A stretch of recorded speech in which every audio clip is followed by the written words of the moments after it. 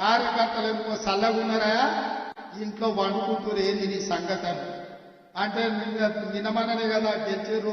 ఉత్సాహంతో దుక్కులాడి అలసిపోయి ఉన్నట్టున్నారు అంటే అదేం కుదరదు నువ్వు వెళ్ళాల్సిందే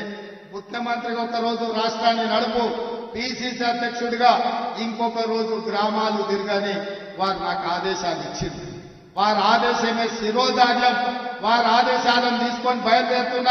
ప్రతి వారంలో రోజేసి రోజు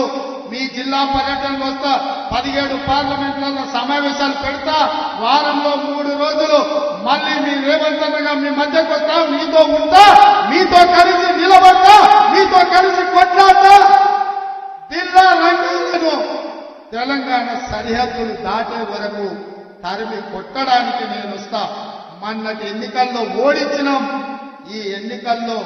తెలంగాణ సరిహద్దులు దాటే వరకు తరుముతాం ఈ కార్యక్రమాన్ని వచ్చే వారం నుంచి ఇంద్రవల్లిలో మొదలుపెట్టి వేదిక మీద ఉన్న నాయకులందరికీ ఆదేశాలు ఇస్తున్నా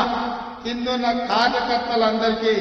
సవినయంగా విజ్ఞప్తి చేస్తున్నా మన పోరాటంలో ఇప్పుడు ఇంటర్వెల్ మాత్రమే అసలు సినిమా ముందుంది ఇంటర్వెల్ అయిపోయింది ఇంద్రవల్లి నుంచి ఇంటర్వెల్ తర్వాత మళ్ళీ కథ మొదలవుతుంది ఎవరేందో తేలుద్దాం బిల్లా రంగాలు చాలా మాట్లాడుతున్నారు చార్లే శోభరాజు మాత్రం దుప్పటి కప్పుకొని గోర్ల బొక్కల వండిడు అందుకే నేను అంటున్నా బిల్లా రంగాలు కాదు చార్లే శోభరాజు రమ్మని అంటున్నా మొన్న అంటుడు ఒక ఆయన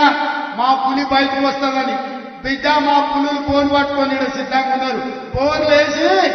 ఫోన్లో పెట్టి పొంద పెడతాం ఫోను సిద్ధం రమ్మను మీ పులిని ఏడిందో నేను చెప్పదలుచుకున్నా అందుకే